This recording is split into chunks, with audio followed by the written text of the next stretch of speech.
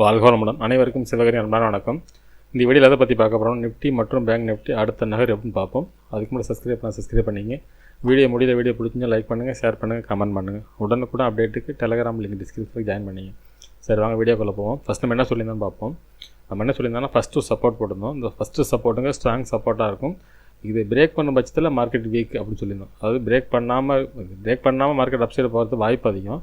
ஒருவேளை இந்த இடத்துல பிரேக் பண்ணிச்சுன்னா மார்க்கெட் அப்சைடு போகாது, இந்த ரேஞ்சுக்குள்ளே இருக்க வாய்ப்பு அப்படிங்கிற மாதிரி சொல்லியிருந்தோம்.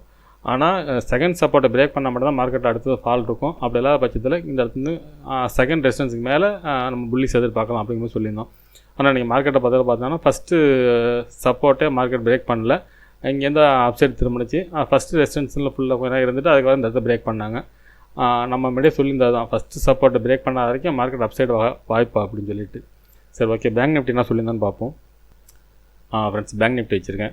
பேங்க் நிஃப்டி நான் சொல்லியிருந்தேன், நம்ம எல்லோ ஜோனாக போட்டிருந்தோம். இந்த ஃபஸ்ட்டு சப்போர்ட்டில் மார்க்கெட் சப்போர்ட் தான் மார்க்கெட் அப்சைடு போக வாய்ப்பு இருக்கும் அப்படிங்கிற மாதிரி.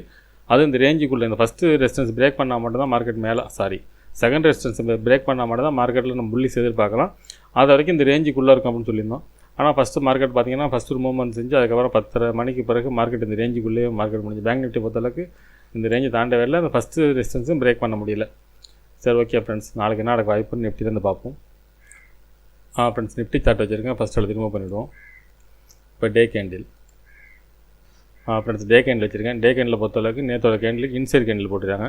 நம்ம நேற்றே ஸ்பின்னிங் டாப் போட வாய்ப்புன்னு சொல்லியிருந்தோம். அது ஸ்பின்னிங் டாப்பாக அதில் போடல, கீழே இன்னும் கொஞ்சம் கீழே முடிச்சிருந்தாங்கன்னா ஸ்பின்னிங் டாப்பாக இருந்திருக்கும்.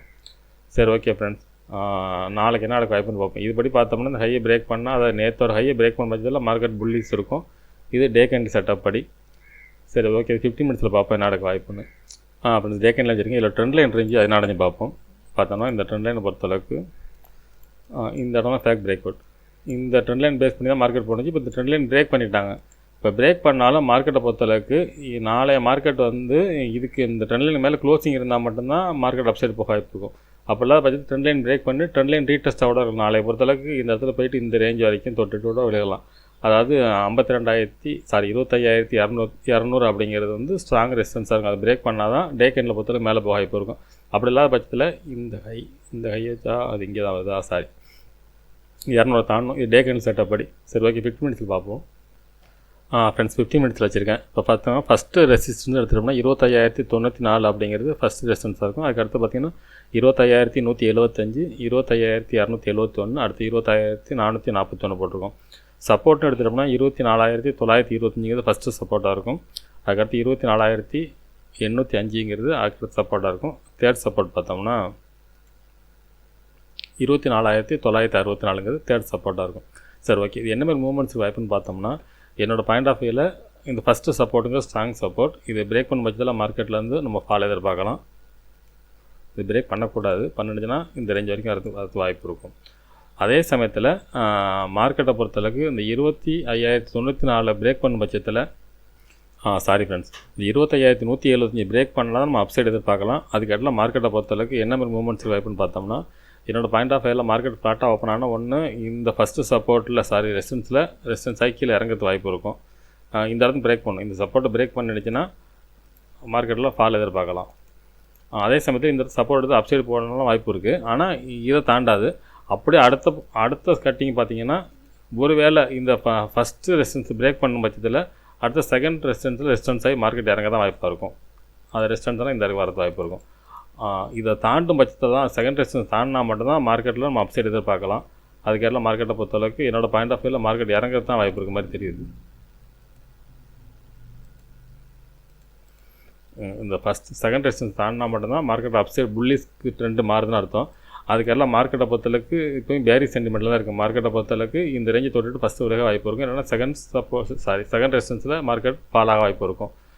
இல்லை காலையிலேயே மார்க்கெட் ஃபஸ்ட்டு சப்போர்ட்டை பிரேக் பண்ணிச்சுன்னா அடுத்தது கண்டினியூவாக ஃபால் இருக்க வாய்ப்பு இருக்கும். அப்படின்னு இது நிஃப்டியோட செட்டப். சரி ஓகே, பேங்க் நிஃப்டியை பார்ப்போம். என்னோடய பாயிண்ட் ஆஃப் வியூவில் மார்க்கெட் செகண்ட் ரெசிஸ்டன்ஸ் தாண்டினா மட்டும் தான் அப்சைடு, இல்லாத பட்சத்தில் இறங்கிறதான வாய்ப்பு அதிகம். சரி ஓகே, பேங்க் நிஃப்டியை பார்ப்போம். ஃப்ரெண்ட்ஸ், பேங்க் நிஃப்டி வச்சுருக்கேன். ஃபஸ்ட் எடுத்து ரிமூவ் பண்ணிவிடுவோம். இப்போ day candle. Friends, day candle வச்சுருக்கேன். இப்போ டே கேண்டில் பார்த்தோம்னா நம்ம ஸ்பின்னிங் டாப் போட்டுன்னு சொல்லியிருந்தோம் நேற்று. அதுதான் கிட்டத்தட்ட ஸ்பின்னிங் டாப் கேண்டில் தான் போட்டிருக்கு. சரி ஓகே, நாளைக்கு என்ன நடக்க வாய்ப்புன்னு 15 மினிட்ஸில் பார்ப்போம். ஏன்னா டே கேண்டில் பொறுத்தளவுக்கு அவ்வளோ கிளியராக இல்லை. இந்த ஹையை பிரேக் பண்ணால் மட்டும் தான் மார்க்கெட்டில், அதாவது நேற்றோட ஹைக்கு மேலே தான் மார்க்கெட் வந்து நம்ம புல்லிஸ்னு எடுத்துக்கலாம்.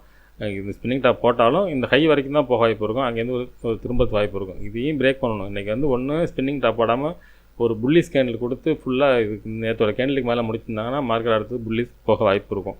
அது அதுமாதிரி முடிக்கல, ஒரு ஸ்பின்னிங் டாப் தான் போட்டுருக்காங்க. ஸ்பின்னிங் டாப்பை பொறுத்தளவுக்கு ப்ளஸ் ஆர் மைனஸ் தான்.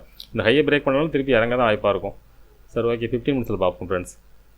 ஃப்ரெண்ட்ஸ், டே கேண்டில் வச்சுருக்கேன். இந்த ட்ரெண்ட் லைன் படி பார்த்தாலும் மார்க்கெட்டை பொறுத்தளவுக்கு இன்றைக்கி பார்த்திங்கன்னா இந்த ட்ரெண்ட் லைன் ரீடெஸ்ட் தான் பண்ணியிருக்கு. மறுபடியும் இந்த ட்ரெண்ட் லைன் பிரேக் பண்ணணும்.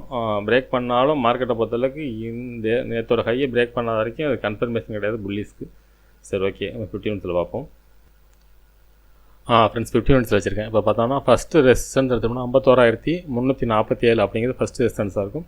அதுக்கடுத்து பார்த்திங்கன்னா 51,784, அதுக்கடுத்து 52,358 வரைக்கும் போட்டிருக்கோம். சப்போர்ட்னு எடுத்துட்டோம்னா 50,943 அப்படிங்கிறது ஃபஸ்ட் சப்போர்ட். அதுக்கடுத்தது 50,779, அதுக்கடுத்து 50,387, அடுத்து 49,974. சரி, ஓகே, இது என்ன மாதிரி மூவ்மெண்ட்ஸ் இருக்குது அப்படின்னு பார்த்தீங்கன்னா, என்னோடய பாயிண்ட் ஆஃப் வியூவில் மார்க்கெட்டை பொறுத்தளவுக்கு ஒரு ஃப்ளாட்டாக ஓப்பன் ஆனால் ஃபஸ்ட்டு ரெசிஸ்டன்ஸில் போய்ட்டு மார்க்கெட் வந்து ஃபால் ஆகிறதுக்கான வாய்ப்பு அதிகம். அதே சமயத்தில் மார்க்கெட் வந்து ஃபஸ்ட்டு சப்போர்ட்டை பிரேக் பண்ணாத வரைக்கும், அதாவது இப்போ நம்ம அப்படி இந்த டேரெக்டாக போட்டோம், அப்படி இல்லாமல் இந்த ஒரு ரிமூவ் பண்ணிவிட்டு வேறு மாதிரி போடுவோம். ஃபஸ்ட்டு சப்போர்ட் எடுத்து மேலே போக வாய்ப்பு உண்டு. ஆனால் ஃபஸ்ட்டு ரெசிஸ்டன்ஸ் தாண்டது சிரமம். அது தாண்டிடுச்சுன்னா மார்க்கெட் மேலே போக வாய்ப்பு இருக்கும். அப்படி இல்லைன்னா திருப்பி ஃபஸ்ட்டு சப்போர்ட் எடுத்து இந்தமாரி ஃபால் ஆக வாய்ப்பு இருக்கும். இதுதான் இதுக்கான செட்டப்.